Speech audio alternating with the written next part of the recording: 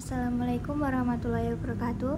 Perkenalkan, saya Kamilia Zara Ardiani dengan nomor NIM belakang 150. Pada video ini saya akan menjawab beberapa soal mengenai tafsir Tarbawi guna memenuhi tugas UAS.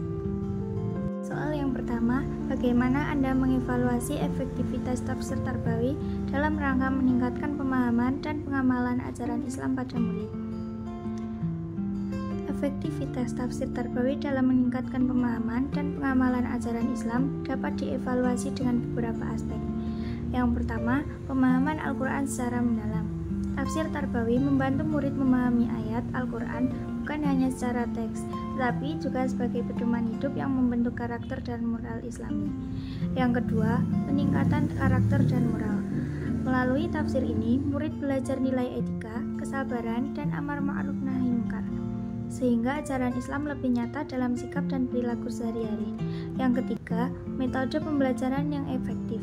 Penggunaan modul berbasis proyek kelompok meningkatkan pemahaman murid secara signifikan, karena pembelajaran jadi lebih interaktif dan kolaboratif. Dan yang terakhir, keterkaitan dengan kehidupan sosial.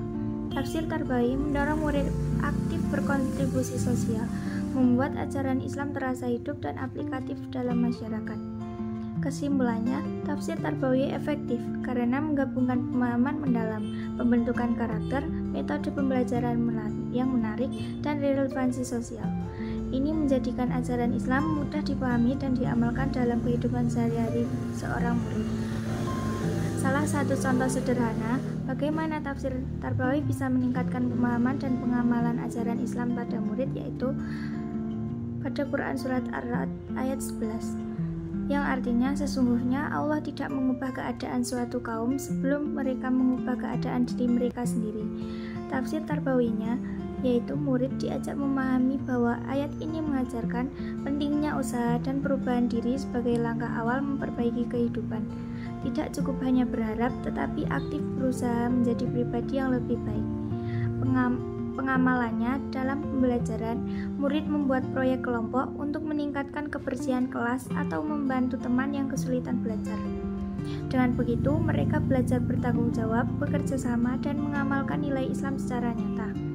Dengan cara ini, murid tidak hanya tahu makna ayat, tapi juga mengaplikasikannya dalam kehidupan sehari-hari secara nyata dan bermakna.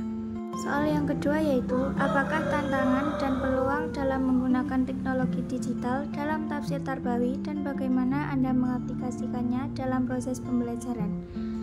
Berikut tantangan dan peluang yang ada dalam menggunakan teknologi digital terkait tafsir Tarbawi. Tantangannya antara lain, penyebaran hadis atau tafsir yang tidak terverifikasi sehingga bisa menimbulkan pemahaman yang keliru. Interpretasi yang beragam dan kadang bertentangan karena banyaknya pendapat yang muncul di media sosial. Distraksi dari media sosial dan konten lain yang mengurangi fokus belajar dan pengamalan nilai akhlak.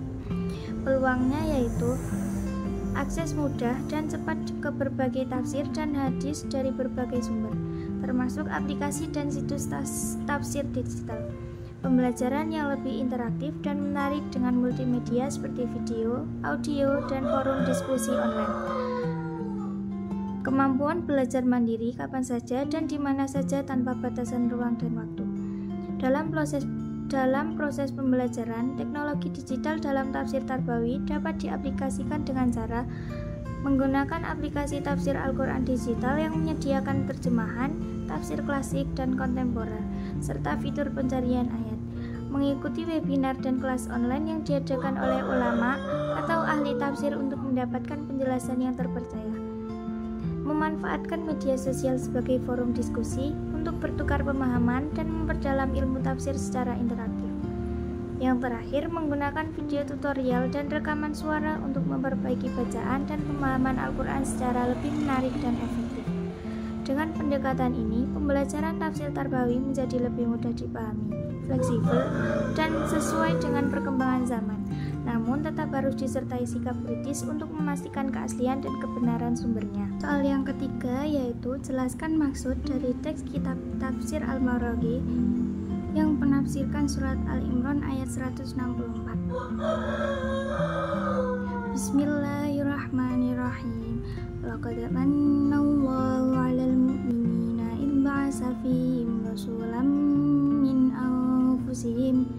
rasulam min anfusihim yatlu alaihim ayatihi wa yuzakkihim wa yu'allimuhumul kitaba wal hikmah wa in kanu min qablu lafi dhalalin mubin. Tafsir Al-Marraghi yang terkandung dalam surat Al-Imran ayat 164 yaitu pertama, pengajaran kitab dan hikmah. Pengajaran kitab berarti mengajarkan pengetahuan tentang zahir lahiriah syariat, yaitu hukum-hukum dan aturan-aturan yang tampak dalam negara Islam. Mengajarkan hikmah berarti mengajarkan ilat atau sebab-sebab hukum dan manfaat-manfaatnya, yaitu pemahaman yang lebih dalam tentang hikmah di balik aturan-aturan tersebut, termasuk rahasia dan alasan yang membuat hukum itu penting dan bermanfaat. Yang kedua, kondisi sebelum Nabi diutus. Mereka sebelum kedatangan Rasul dalam keadaan kesesatan yang nyata. Kesesatan ini sangat jelas karena mereka menyekutukan Allah, menyembah berhala, dan mengikuti tahayul serta kebodohan. Mereka termasuk orang-orang yang ummi atau tidak bisa membaca dan menulis, sehingga tidak mengetahui hakikat kesesatan yang pernah mereka jalani. Yang ketiga, makna karunia Allah. Karunia Allah ini sangat besar karena datang setelah masa penuh penderitaan dan kebodohan. Pengutusan Rasul dari kalangan mereka sendiri membawa manfaat yang sangat luas dan dampak yang sempurna bagi umat manusia. Kesimpulannya, tafsir Al-Marraghi menjelaskan bahwa ayat ini menegaskan betapa besar nikmat Allah kepada orang-orang beriman dengan mengutus Rasul dari kalangan mereka sendiri yang mengajarkan mereka ilmu agama secara lahir dan batin. Sebelumnya, mereka benar-benar dalam kesesatan yang nyata, tidak mengenal kebenaran, dan hidup dalam kebodohan serta penyembahan berhala. Maka kedatangan Rasul adalah titik balik yang membawa pencerahan dan penyucian jiwa, serta pengajaran yang lengkap tentang agama dan hikmah di baliknya. Sekian dari saya. Wassalamualaikum warahmatullahi wabarakatuh.